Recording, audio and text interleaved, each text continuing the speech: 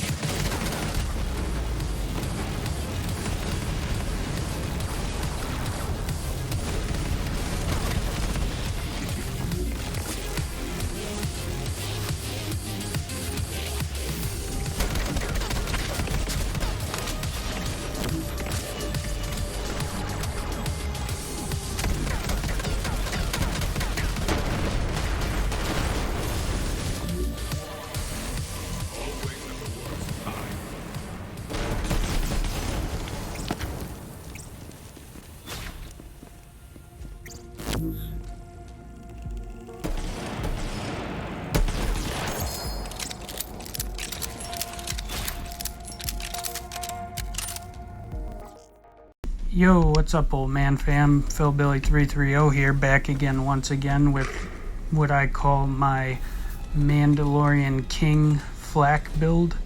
So this is the update slash new improved Mandalorian build. If you guys liked that, I think it was one of my top 2 Flak builds that I've come up with thus far. I want to send a shout out real quick to Iconoclast on Xbox, who helped me out with some of the gear that we use in this. He did a lot of farming with me.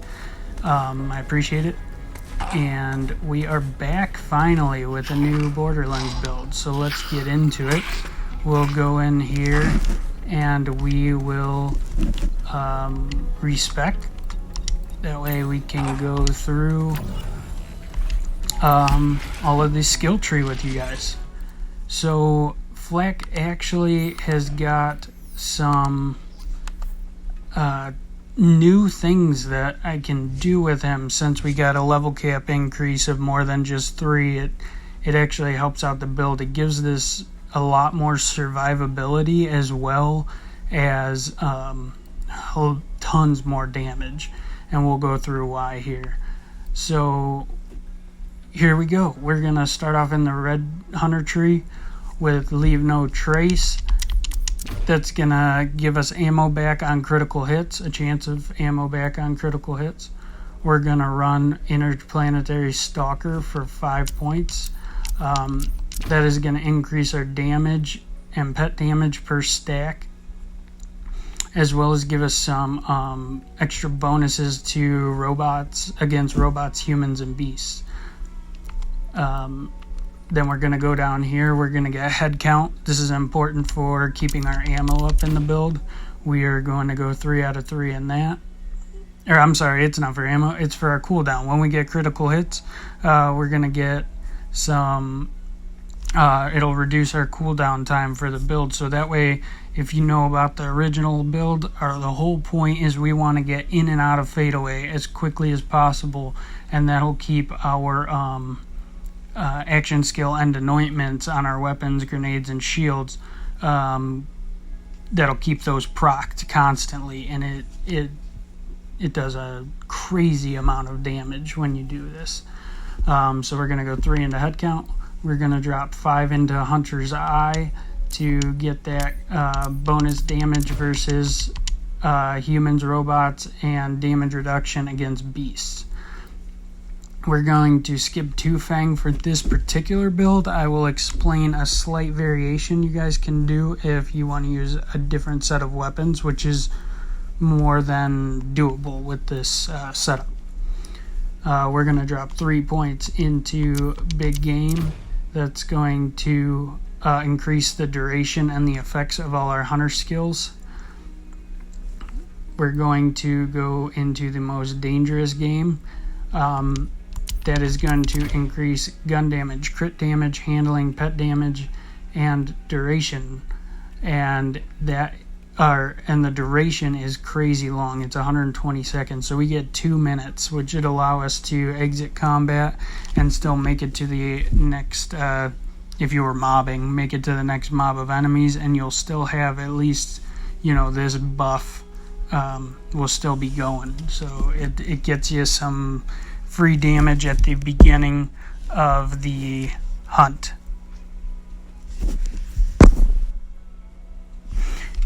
Now we will go down into Galactic Shadow, grab 1 here. That's going to give us more critical hit damage. We're going to drop 3 points into Grim Harvest, or 2 points into Grim Harvest for now, and that will get you into Megavore to get the 20% chance to get a critical hit on an enemy regardless of whether you shot their crit spot or not. So this is going to work really well with head count to reduce our action skill cooldown, as well as with Leave No Trace to get ammo back into our magazines. So the less we have to reload, the more damage output we get. While we're in this tree, we're going to go ahead and grab the Spider Ant Scorcher, because that pet, he will give us health regeneration as well as an elemental damage boost, which is going to really help our action skill and anointments, as you guys will see. Sorry about that. We are going to go over to the green tree next. We are going to grab Fadeaway, same as we did in the Mandalorian Flak. We are going to go 5 points into Furious Attack. This is going to give us gun damage, pet damage, and handling, and it can stack up to 10 times, giving us a potential 20% additional gun damage. Then we're going to go grab 5 points into Self-Repairing System. It's going to give us some health regeneration, which is nice, but it also increases our max health, which is going to be helpful in this build. We're going to go 3 points into All My BFFs. It buffs our pet a little bit, and since we are going to grab Lick the Wounds, it's going to help him stay alive better to help us. Go 3 points into Turn Tail and Run. That's going to give us some health regeneration while we're moving, and if you're standing still, this is going to give us a 25% damage boost, and that's hard to do in combat, but with Fadeaway being active, it's very, very possible to position yourself and stand still while making those fadeaway shots, giving us a huge damage buff. We're going to take 3 points into Fast and the Furious. While above half health, our gun damage and movement speed are going to be increased, and because we're going in and out of fadeaway so much, we generally will be above half health.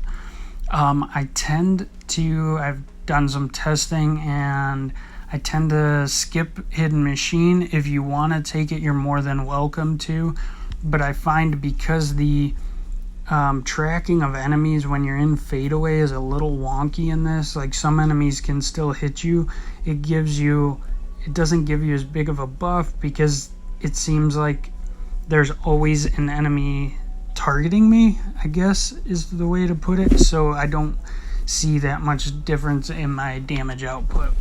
So I actually go and I drop 5 points into Rage and Recover. That's going to give us even more survivability. And what's cool is my old builds, I used to have to run stopgaps or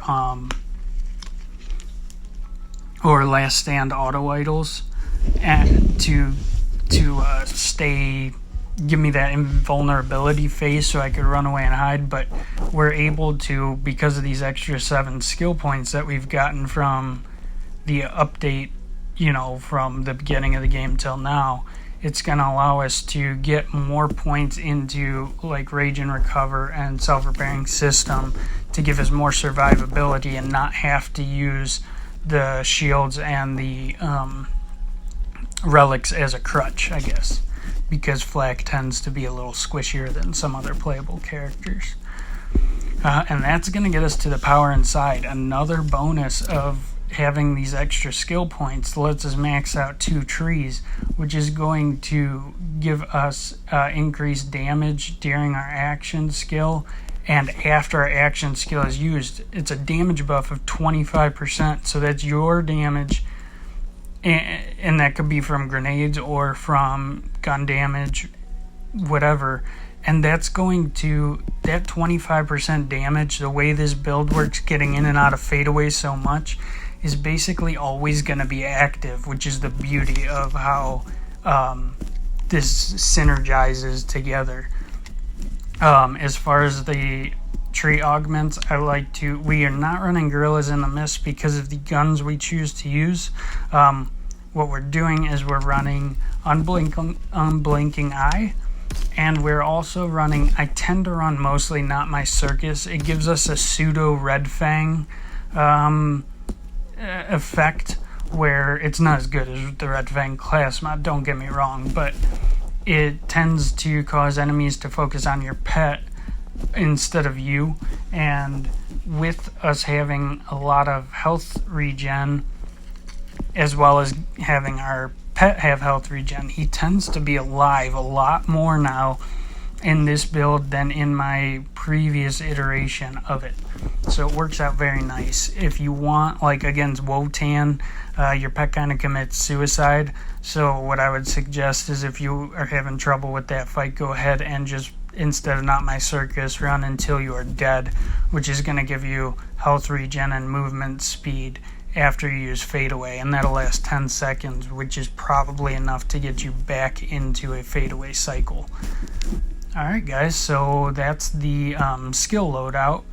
Now here's what we'll do with these extra 3 points. I'll show you what I did, and then I will show you what you could do. So depending on the guns you're using, if you're using single shot guns, I would suggest dumping all 3 of these points into Two Fang, and you could also take 2 points out of like Grim Harvest or out of Hunter's Eye to max out Two Fang. That's if you're going to use guns, and these are all completely viable, like the lumps, lobs, if you're running like a straight lob build, which is more than viable. That gun is insane with Flak, and heck, with any of the playable characters. So that's definitely an option. You can also run the Clairvoyance. That does really good in this build. If you want the new Jacob Sniper from the DLC, that's a good one for bossing with this build. But I'll get into the gear that I chose to run, and I'll show you what I chose to do. I went and I dumped 2 of the points into Grim Harvest, and then I came over to the blue tree and I put 1 point into Persistence Hunter. That wasn't for the gun damage so much, it's pretty negligible, but it was for the action skill duration, just if I needed a little extra time to reposition myself. That extra 15% of action skill duration lets me stay in fadeaway for quite a while, and since we're only running 3-shot fadeaway, that's plenty of time to like get where you need to be and then pop off those 3 shots so you don't waste it. And with the guns that we're going to use that we'll go into next, it lets us get in and out of fadeaway very, very quickly. So, and as you guys saw, the damage on this build is insane, especially with this loadout that I'm running. That Wotan kill you guys watched at the beginning, that is all Mayhem 4 true takedown mode. So that's the hardest content in the game, and as well as what you'll see after this, I'll show you guys the Valkyrie squad run, so you can see a couple of the other guns in action, and it's just a really cool fight, so hang around at the end. But so our first gun, the bread and butter for me of this build, is the Garcia. And I want to give a shout out to another YouTuber, Daquan and Ray Tor. They had a while back, so our original build was using the Jacob Stagecoach, which is still a viable option, but they had done some testing and found that after the buff that the Garcia got, it was a good supplement for the Stagecoach since it's hard to get. I do have a Stagecoach on this character. I actually find I prefer the Garcia because of the fire rate. It has a lower projectile count, but it fires essentially 3 times as fast as the Stagecoach. So I find that I make up the damage loss twofold over straight fire rate. So that's where that's why I prefer the Garcia. If you prefer the Stagecoach, feel free to use it. I run the Skull Masher. This is what I use for single target like enemies. So your Grave Ward, I'll melt them with the Skull Masher. You can use it on like Tron, anywhere there's not enemies around, to take advantage of those 16 bullets bouncing around because it's a Jacobs off of critical hits. The Skull Masher does some crazy work, especially if you've stacked up some of your overkill from your Guardian tree. It can just one-shot enemies. It's pretty insane. This third gun here I have, it's pretty whatever you want. I put the lob in it. I very rarely even use this gun, so this is kind of a filler slot. And then this can be your choice too. I tend to run the Brainstormer, especially when I am doing the raid. The bridge, I find the Brainstormer to be very, very good on the bridge because I can chain the dogs and the Death Sphere things together and get rid of them, because those are the biggest pain in the ass partially in the whole takedown, you know. So that's what I like to use the Brainstormer for. And all these guns, except the lob, not as much, but it still does, they pair really good with this relic, which I'm sure you guys all know about. It's no secret of how good this is. The Pearl of Ineffable Knowledge. I happen to get one with 50 magazine size and 12 fire rate, which to my knowledge is about the best roll you could get on this relic. And just looking at it, it doesn't look that impressive, but what it does is it acts as a consecutive hits anointment essentially, and it can get you a bonus like 90% damage when you have hit those consecutive hits. And that's why I choose to use like multi-shot shotguns for this, because I guess I'm not good enough for single targets to not miss. But with the multi-shots, as long as one of my pellets is hitting an enemy, it counts as a hit, which continues to stack the pearl. It's insane, guys. Like, you guys will see the damage output that I do, and I don't have too many problems as far as going down with this build. If you do, you can still feel free to run a auto idle or a stopgap on this build. If you're having troubles with that, you're gonna lose a little bit of damage, but this is so much that you don't really need it all.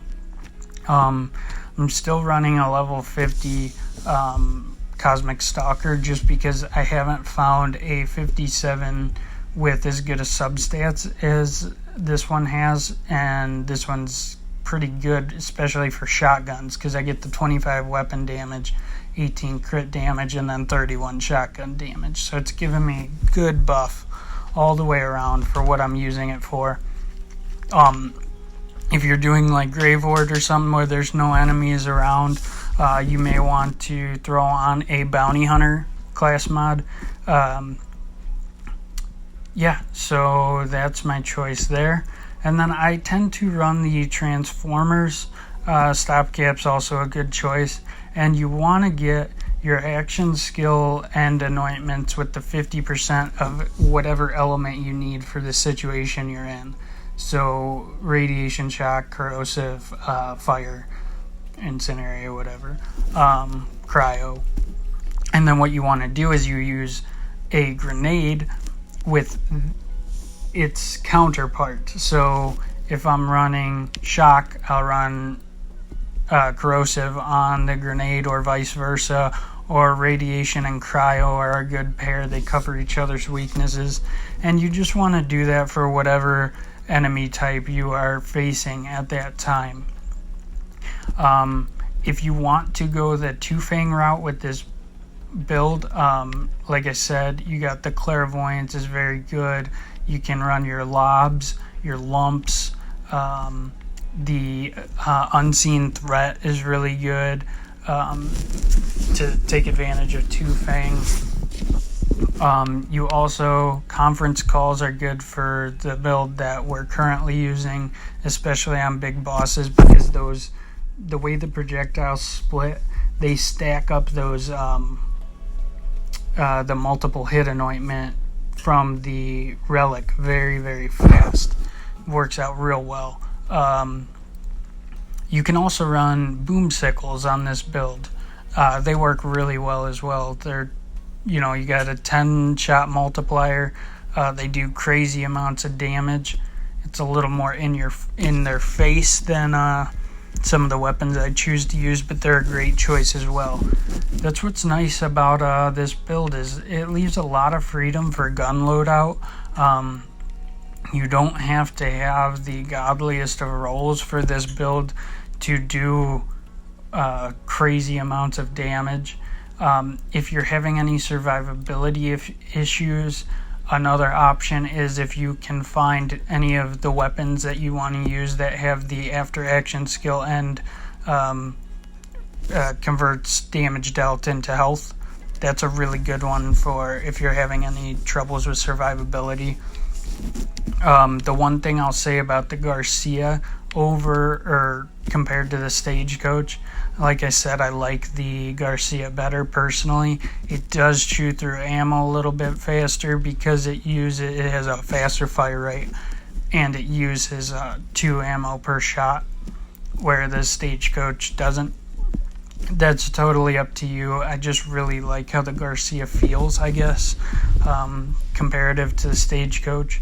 And it's also capable of mobbing and bossing, which is really nice. But yeah, guys, so that's the build. If you guys enjoy this content, please leave a like and subscribe. Zach's letting me put these builds on his channel, and we are all working very hard to grow this channel. We really enjoy putting this content out for you guys. I'm gonna put the Valkyrie kill on the screen in true takedown mode for you guys to watch, and I will have more build videos coming out. I have a Gamma Burst build video. I just need to get a few more weapons that I want to use for it, and I'm really excited about that one. The build has been doing great in testing. It's very survivable and does a great amount of damage as well. I'm also playing around with a Moe's build.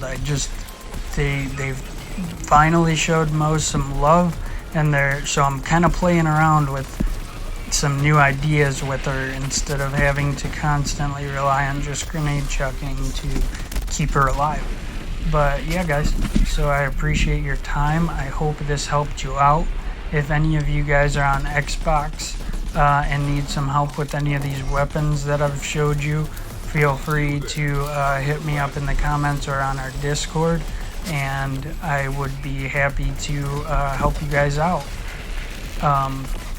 Also, our Discord, we're trying to get some people that are not in Xbox to join so everyone can help each other out. That's we got a nice little community going, and we would love to keep it growing. So please continue to support the channel. We love it that you guys are letting us do these things that we love to do. So yeah, guys, we will catch you on the next show or build, depending on what you guys are into. Until then, take it easy, guys. Stay safe. Phil Billy out.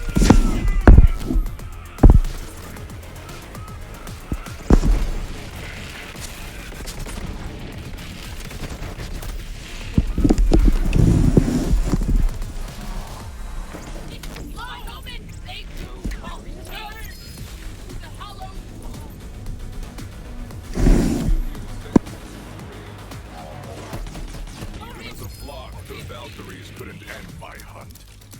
Those were advanced mechs, but we're after something bigger. Keep going.